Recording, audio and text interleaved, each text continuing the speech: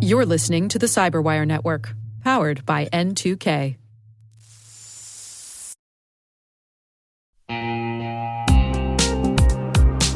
Quick question. Do your end users always, and I mean always without exception, work on company-owned devices and IT-approved apps? I didn't think so. So my next question is, how do you keep your company's data safe when it's sitting on all those unmanaged apps and devices? 1Password has an answer to this question: Extended Access Management. 1Password Extended Access Management helps you secure every sign-in for every app on every device because it solves the problems traditional IAM and MDM can't touch.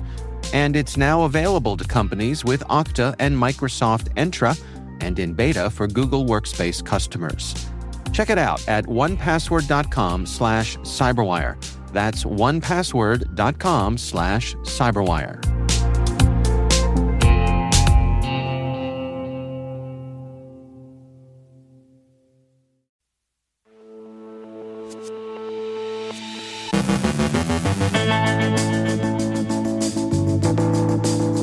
Researchers uncover a large-scale hacking operation tied to the infamous shiny hunters. A Dell Power Manager vulnerability lets attackers execute malicious code. TikTok requests a federal court injunction to delay a U.S. ban. Radiant Capital attributed a $50 million cryptocurrency heist to North Korea. Japanese firms report ransomware attacks affecting their U.S. subsidiaries. WhatsApp's View Once feature faces continued scrutiny. Spy loan malware targets Android users through deceptive loan apps. A major Romanian electricity distributor is investigating an ongoing ransomware attack. Contenders for top cyber roles in the next Trump administration visit Mar-a-Lago. In our Industry Voices segment, Jason Lamar, Cobalt's Senior Vice President of Product, joins us to share insights on offensive security. And Google's new quantum chip promises scaling without failing.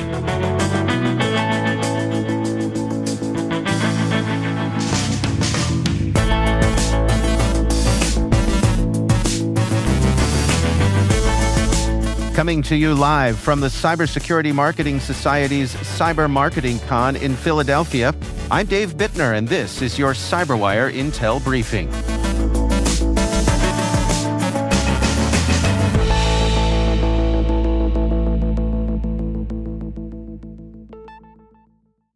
Thanks for joining us here today. It is great, as always, to have you with us. Cybersecurity researchers Noam Rotem and Ran Lokar have uncovered a large-scale hacking operation tied to the infamous Shiny Hunters and Nemesis groups. Exploiting vulnerabilities and misconfigurations, hackers accessed sensitive data, including AWS keys, source code, and cryptocurrency wallets. Using tools like FUF, HTTPX, and Shodan, they automated exploits targeting millions of websites and endpoints globally. The operation, traced to French-speaking individuals, involved selling stolen data on Telegram for hundreds of euros. Notably, an open AWS S3 bucket used by the attackers revealed harvested data and even linked back to Seizu Kaizen, a convicted member of Shiny Hunters. This error exposed their tools' techniques and some identities. Researchers, collaborating with AWS, mitigated the impact and notified affected parties. Shiny Hunters, known for breaches at major firms like AT&T and Ticketmaster, and Nemesis, tied to a black market forum, demonstrate the sophistication of these syndicates. A critical vulnerability in Dell Power Manager, used to manage power settings on Dell systems, allowed attackers with local access and low privileges to execute malicious code and escalate privileges. The flaw stems from improper access control, enabling unauthorized access to sensitive system functions and potential full system compromise.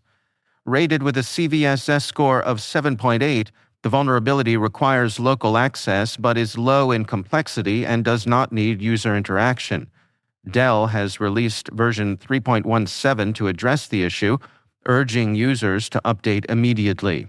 No workarounds exist, emphasizing the need for timely patching and robust endpoint security to mitigate risks.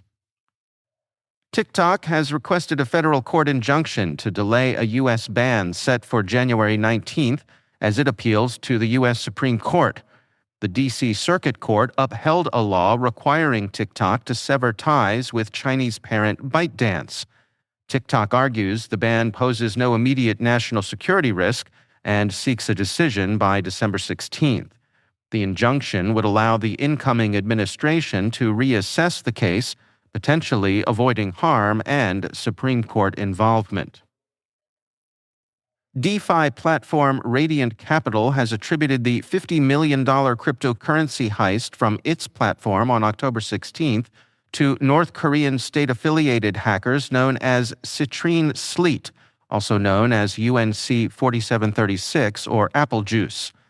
The sophisticated attack bypassed advanced security measures, including hardware wallets and multi-signature verification, exploiting malware delivered via a spoofed Telegram message. Hackers used the malicious payload Inlet Drift to compromise developer devices, enabling authorized transactions on the Arbitrum and Binance Smart Chain networks. Mandiant assisted in the investigation, linking the attack to North Korea's broader strategy of targeting cryptocurrency platforms to fund state operations. Radiant, a DeFi platform enabling cross-blockchain asset management, emphasized the attacker's ability to evade standard verification processes. It's now working with U.S. law enforcement and recovery firms to reclaim stolen funds while calling for improved device-level security to mitigate future threats. Japanese firms Kurita Water Industries and Ito-En recently reported ransomware attacks affecting their U.S. subsidiaries. Kurita, a global leader in water treatment chemicals, revealed that its Minnesota-based Kurita America was targeted on November 29th. Attackers encrypted servers and potentially leaked data belonging to customers, employees, and partners. However, core systems have been restored and operations remain unaffected. Similarly, Ito-En North America, part of Japan's largest green tea producer, faced a ransomware attack on December 2nd, impacting servers in Texas.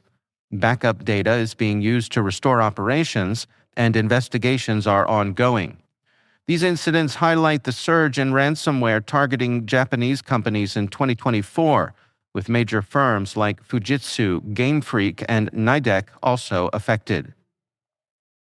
Meta's WhatsApp faced criticism after a vulnerability in its View Once feature allowed attackers to bypass privacy protections using modified WhatsApp web clients. The feature, designed to limit media to a single view, was undermined by browser extensions that ignored its restrictions, enabling recipients to save or share content. Meta initially deployed a partial fix in September, but attackers adapted quickly. A robust server-side fix in November resolved the issue by blocking once-view media access on web clients.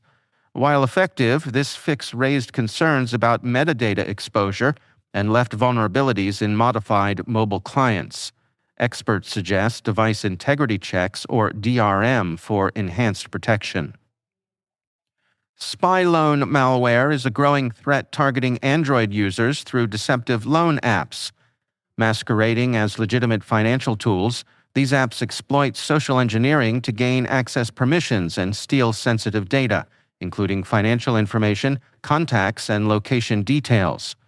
Downloaded over 8 million times, spy loan apps bypass Google Play Store's filters and target users globally, with cases reported in India, Southeast Asia, Africa, and Latin America. Victims face financial exploitation, blackmail, and harassment. Authorities are combating the threat, but spy loans' global prevalence demands stronger security measures and user vigilance.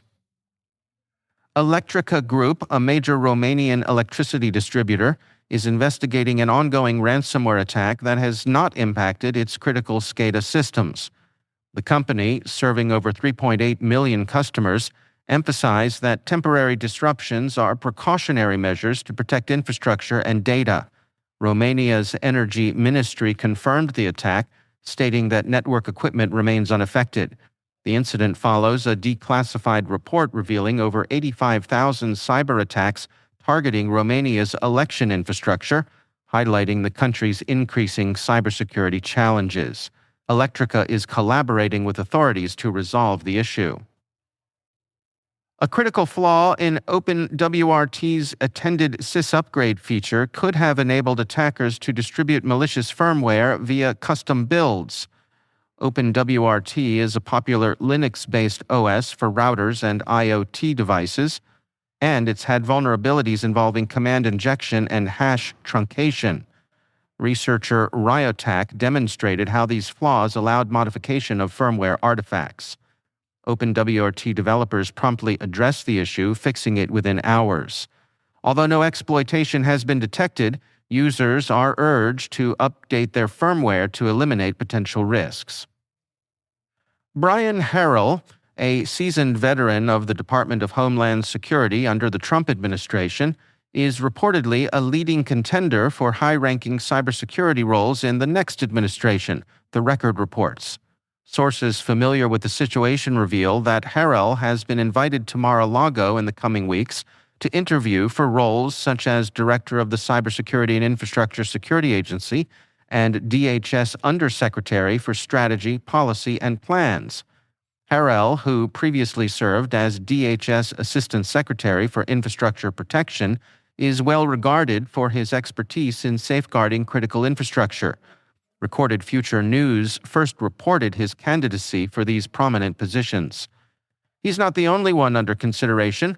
Matt Hayden, former DHS Assistant Secretary for Cyber, Infrastructure, Risk, and Resilience, and Sean Planke, a former National Security Council cyber team member and acting Assistant Secretary at the Department of Energy's Cybersecurity Office, are also being considered for potential leadership at CISA. Two sources confirmed Planke's name in the mix for the top CISA role. The forthcoming Mar-a-Lago interviews are part of broader plans to fill key positions within DHS, not only in cybersecurity, but also in areas such as immigration enforcement and leadership roles at the Transportation Security Administration. This diverse hiring strategy reflects the transition team's focus on securing leadership across various critical sectors.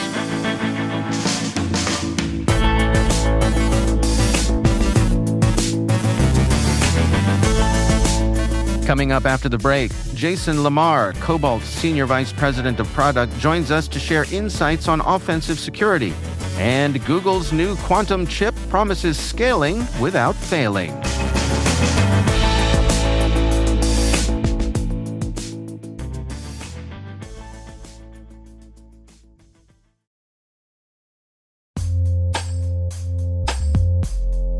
And now, a word from our sponsor, KnowBe4.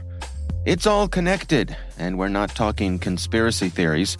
When it comes to InfoSec tools, effective integrations can make or break your security stack. The same should be true for security awareness training. KnowBe4, provider of the world's largest library of security awareness training, provides a way to integrate your existing security stack tools to help you strengthen your organization's security culture. KnowBe4's Security Coach uses standard APIs to quickly and easily integrate with your existing security products from vendors like Microsoft, CrowdStrike, and Cisco, 35 vendor integrations and counting. Security Coach analyzes your security stack alerts to identify events related to any risky security behavior from your users. Use this information to set up real-time coaching campaigns targeting risky users based on those events from your network, endpoint, identity, or web security vendors. Then coach your users at the moment the risky behavior occurs, with contextual security tips delivered via Microsoft Teams, Slack, or email. Learn more at knowbe4.com/securitycoach. That's knowbe4.com/securitycoach. And we thank KnowBe4 for sponsoring our show.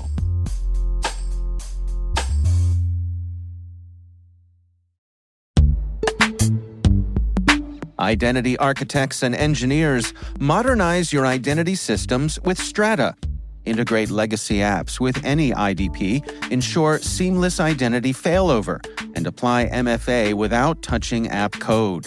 Strata offers robust, efficient identity management, reducing tech debt and enhancing security. Gain peace of mind and operational efficiency with Strata's comprehensive solutions. Visit strata.io/cyberwire, share your biggest identity challenge, and enjoy free AirPods Pro. Optimize your identity solutions today. Visit strata.io/cyberwire. And our thanks to Strata for being a longtime friend and supporter of this podcast.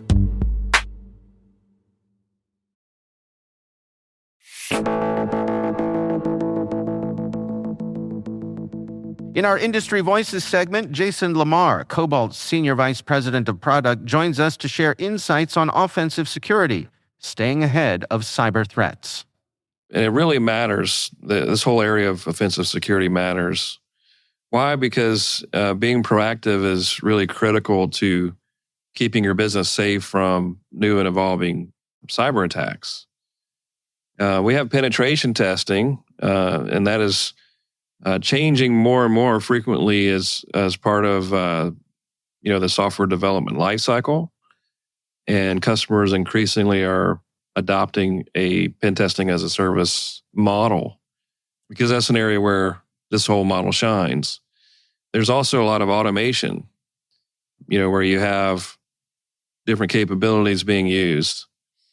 Offensive security is all about being proactive. It's about getting in the mindset of a external attacker, looking for the weaknesses that you have on your external attack surface. Well, I want to dig into pen testing as a service, but before we do, what other things fall under the umbrella of offensive security measures? What sort of things would you categorize there? I would say there's things like red teaming, where you're trying to understand your particular scenarios that are high risk for your particular kind of organization or threat stack, and how your defenses work in that is also really important. So having an adversarial mindset, looking at not just probing for vulnerabilities like a scanner, or even just basically trying to become more testing like you're the adversary. Let's dig into some of the details about penetration testing as a service. Can we start off again sort of at a high level here? I mean, where do you think we stand when it comes to the types of offerings that are out there for this? We see a lot of snake oil, to be honest. Script kiddies that are running the same couple of tools, calling it a pen test, or even claiming that's offensive.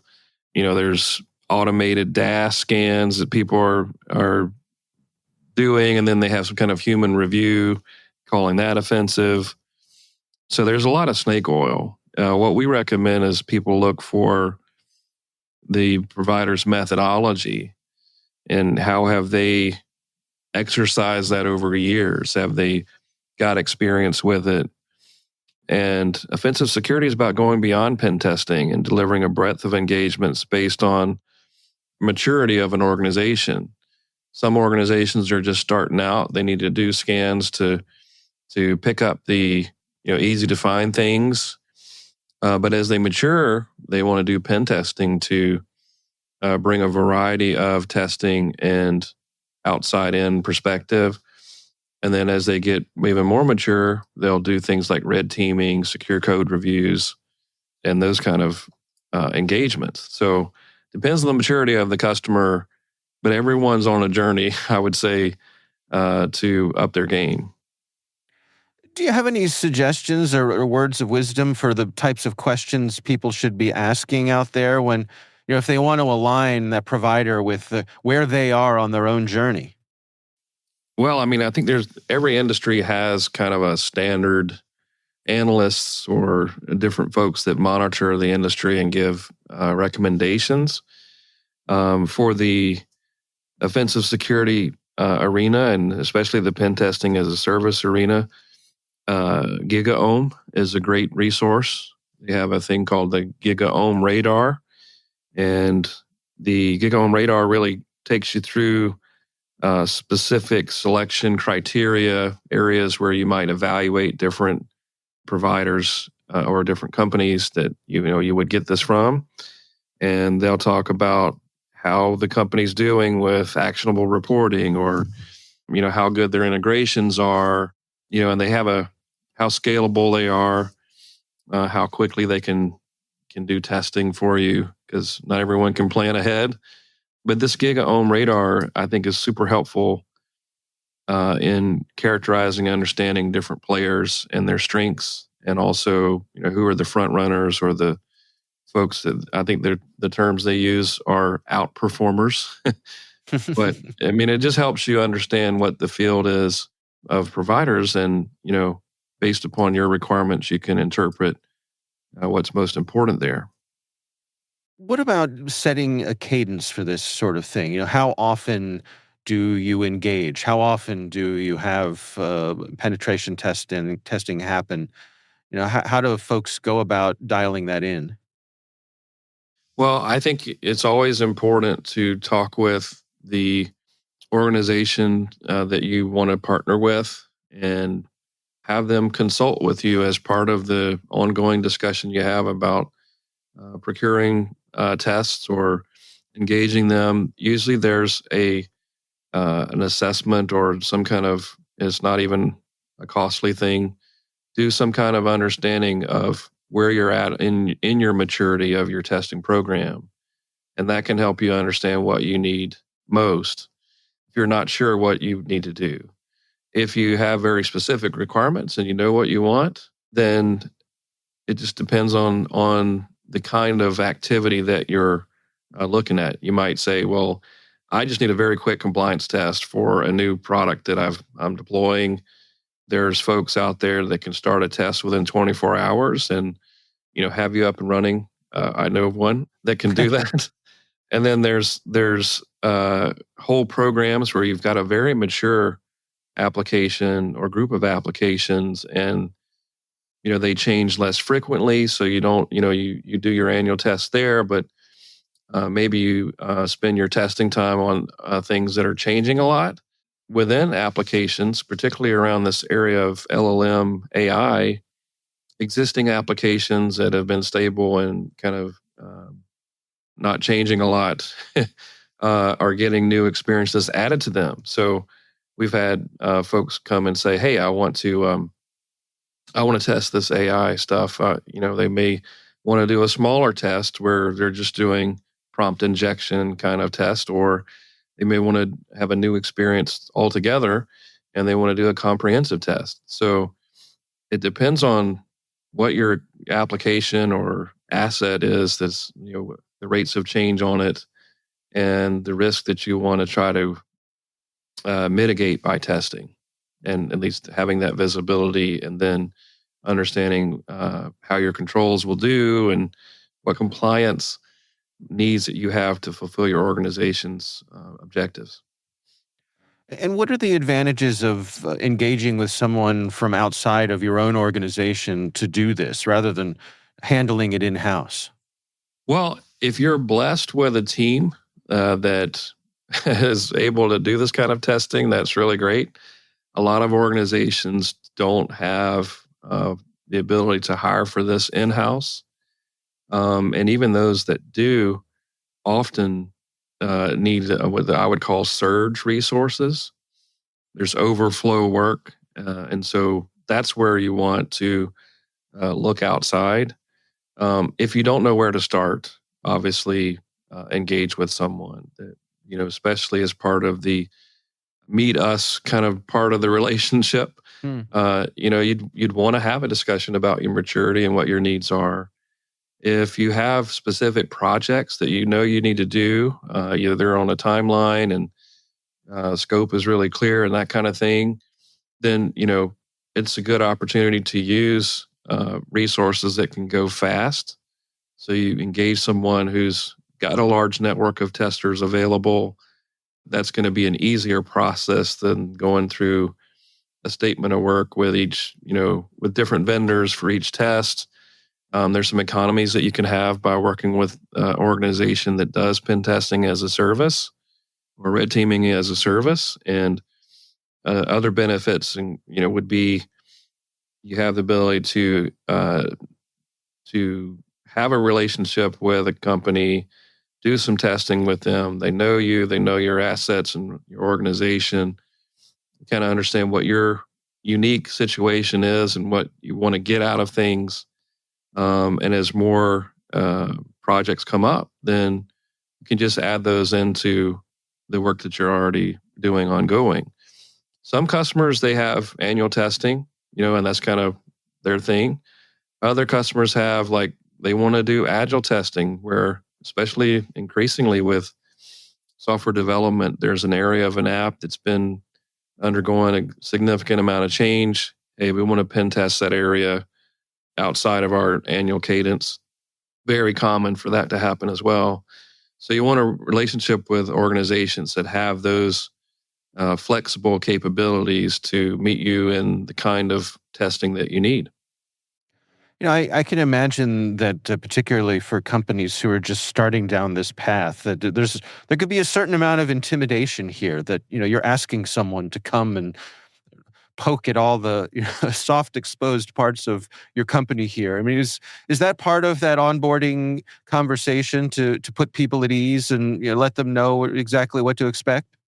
Absolutely. And to get yourself comfortable, first of all, do you like the folks you're talking with? That's always important. But folks that do this a lot, like we do over 4,000 tests a year, right? Mm-hmm. So there's a familiarity and understanding of folks that are entering the process and their careabouts and concerns that, we are particularly tuned with, and others like us. So don't be intimidated, but do engage and help the folks that you're talking with understand what your actual needs are. And if you don't know what your needs are, be willing to go through a conversation to uncover those, because a lot of times that can be very enriching, whether you buy anything or not. That's Jason Lamar, Senior Vice President of Product at Cobalt. We'll have a link to their research in our show notes.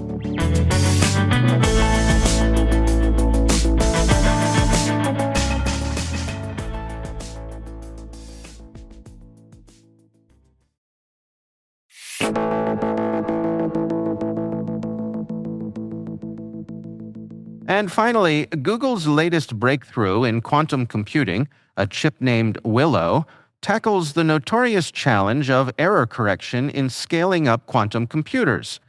Traditionally, adding more qubits, the building blocks of quantum systems, results in more errors, derailing the dream of functional quantum computing. But Willow flips the script, reducing errors as more qubits are added. Hartmut Nevin, head of Google Quantum AI, proudly announced they achieved below-threshold error rates, a historic feat since Peter Shor introduced quantum error correction in 1995. Nevin likened the milestone to building the first convincing prototype for a scalable logical qubit, a step closer to truly large, useful quantum computers. But quantum enthusiasts, hold your champagne. The tech is still in the experimental phase. Remember when Google claimed quantum supremacy in 2019? IBM quickly played referee, disputing Google's assertion that its quantum processor outpaced supercomputers. Meanwhile, IBM continues its quantum crusade, launching a $100 million initiative with U.S. and Japanese universities to create quantum-centric supercomputers. Quantum industry veteran Bob Sutor reminds us that while companies like Google and IBM are pouring resources into solving quantum's puzzles, progress requires more than just deep pockets. Collaboration across regions, countries, and alliances is key. So, while Willow's achievement is a major leap, the road to practical quantum computing is still filled with hurdles, debates, and undoubtedly a few more bold claims from competitors. Until then, quantum's promise remains a tantalizing mix of science, strategy, and a dash of corporate rivalry.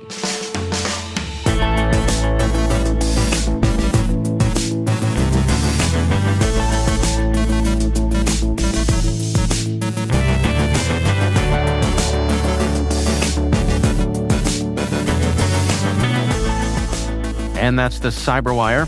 For links to all of today's stories, check out our daily briefing at thecyberwire.com. We'd love to know what you think of this podcast. Your feedback ensures we deliver the insights that keep you a step ahead in the rapidly changing world of cybersecurity. If you like our show, please share a rating and review in your favorite podcast app. Please also fill out the survey in the show notes or send an email to cyberwire@n2k.com.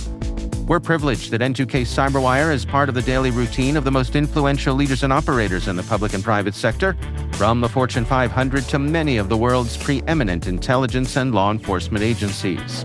N2K makes it easy for companies to optimize your biggest investment, your people. We make you smarter about your teams while making your teams smarter. Learn how at n2k.com. This episode was produced by Liz Stokes. Our mixer is Trey Hester, with original music and sound design by Elliot Peltzman. Our executive producer is Jennifer Iben. Our executive editor is Brandon Karp. Simone Petrella is our president. Peter Kilpie is our publisher. And I'm Dave Bittner. Thanks for listening. We'll see you back here tomorrow.